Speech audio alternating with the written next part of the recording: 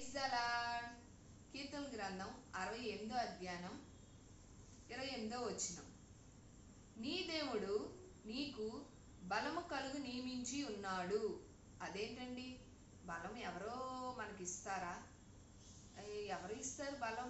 మనం ఏదైనా ఆహారం తింటేనో, లేదంటే ఇప్పుడు ఎక్సర్సైజులు వ్యాయామాలు చేస్తేనో శరీరానికి బలం వస్తుంది అనుకుంటూ ఉంటాను కదా. కాదండి. ఆయన మనకి బలం కలగజేయ నియమించి ఉన్నాడంటే ఆత్మీయంగా ముందుగా బలం కలగజేయాలని ఆశపడుతున్నాడు. ఆత్మీయంగా కనుక మనం బలం పొందుకొని ఉన్నామనుకోండి, శారీరకంగా కూడా మనం బలం పొందుకోగలం. అదెలా అంటే, ఆత్మలో మనం గనక సంపూర్ణంగా దేవుని ఆత్మతో గనక మనం గనక బలం పొందుకొని ఉంటే, శిష్యులు కూడా ఆత్మలో మేము సిద్ధంగా ఉన్నామయ్యా, కానీ శారీరకంగా మా వల్ల కావట్లేదు ప్రార్థించడం అని చెప్పి శిష్యులే చెప్తారు కదా.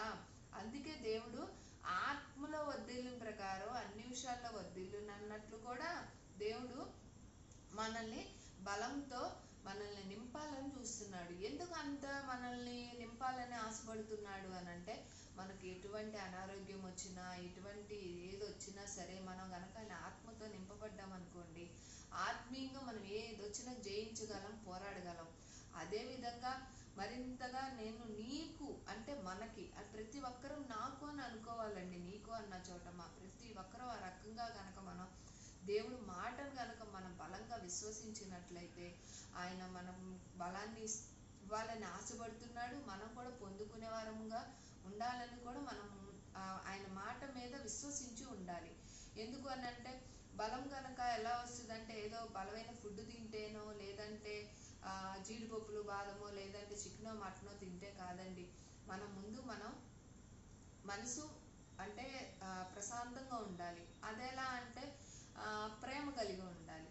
ప్రేమ అంటే కుటుంబంలో భార్యాభర్తలే కానీ, ఫ్యామిలీగా పరంగా కానీ ఉన్నప్పుడండి, ప్రేమ కలిగి జీవించామనుకోండి, ఆ రకంగా కూడా మనము బలాన్ని పొందుకోగలం. ఇదెలా అనుకుంటున్నారా? అవునండి. ఎందుకో తెలుసా? భార్య భర్తల్ని దేవుడు ప్రేమించమన్నాడు. ఆ ప్రేమే కలిగి గనక ఉంటే కుటుంబంలో తెలియని బలం వస్తుందండి. అదెలా అనుకుంటున్నారా? భార్య చేసే పనుల్లో భర్త చక్కగా ప్రోత్సహిస్తూ తనని అర్థం చేసుకొని గనక చక్కగా ప్రేమ కలిగి గనక ఉంటే భర్త, ఆ భార్యకి తెలియని అసలు బలమో, అసలు ఆడవారికి ఎంత బలమో వస్తుందండి. అదేవిధంగా భర్త కూడా చేస్తున్న పనుల్లో భార్య కూడా భర్తని కొంచెం ప్రోత్సహిస్తూ, ఎక్కడన్నా చిన్నవి పొరపాట్లు అంటే వ్యాపార పరంగానే కానీ, లేదంటే వాళ్ళు చేస్తున్న ఉద్యోగపరంగా కానీ, ప్రతి ప్రయత్నాల్లో కూడా భార్య కనుక భర్తకి సహాయము అంటే మాట ద్వారా సహాయం అందిస్తున్నప్పుడు వాళ్ళకు కూడా చాలా ఆనందం వేస్తుందండి. అరే భలే కానీ కొందరు చెప్పరు, కొందరేమో నవ్వుకుంటారు. అదేవిధంగా వాళ్ళకి తెలియని ఆనందం వస్తుంది చూసారా, ఆనందంలో కూడా బలం వస్తుంది. అందుకే దేవుడు ప్రేమ కలిగి జీవించమంటున్నాడు. ఆ ప్రేమ కనుక మనం కలిగి జీవించి ఉన్నామనుకోండి, బలం కూడా దేవుడు మనకి సంపూర్ణంగా దయచేస్తాడు. ఎందుకనంటే దేవుడు ప్రేమమయుడు కదండి.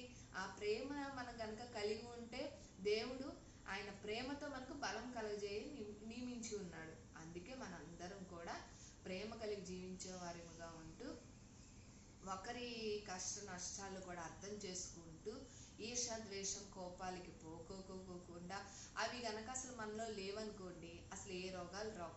మనిషి అన్నాక ఎక్కడో చోట వస్తూ ఉంటుంది. కానీ దేవుణ్ణి గనక మనం అడిగినట్లయితే ఆయన ఆత్మ మనలో బలంగా నింపుతున్నాడు కదండి.